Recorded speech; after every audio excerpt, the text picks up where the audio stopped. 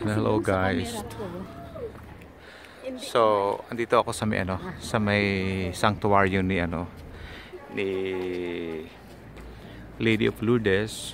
Oh, ayun, you can see the crown, the symbol. And then so, kita nyo. Ayun nandito ako sa taas. So, ayun nakita nyo yung mga naka-wheelchair.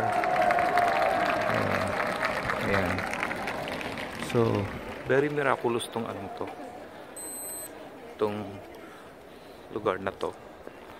So, ayan. Yeah, Tyronatics, para na rin kayo nakarating dito. Ayan, ipagpe-pray ko kayo. Kita nyo yung tubig, oh. Oh, ayun, oh. Yung mga tao na yung nakikita nyo, ayun, oh. Ayun, nandun sila. Yun yung grotto. Later, pupunta tayo doon. Ayan, pupunta tayo doon. Kita nyo yung tubig. Ayan. Dati, nung araw, itong tubig na ito, mababa lang yan. So, si Santa Bernadette, dito siya nangunguha ng kahoy eh. Ito, buntok to noon. So, ayan.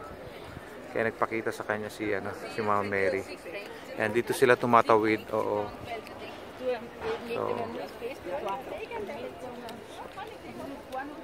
So, ayan. Nasa taas kasi tayo. Ayan, o.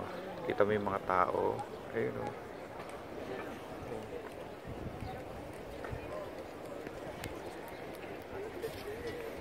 Ayan. Ay, sorry guys. Sorry sa pagbibideo ko. Nagalaw eh. So, ayan. So, you can see guys, all the disabled, ayan o, mga sa wheelchair sila. Ayan o. So, yun yung hagdanan, inakyat ko pataas. Ayan o. Hanggang sa nariti ko tong taas na to. Ayan. Ito ang Notre Dame di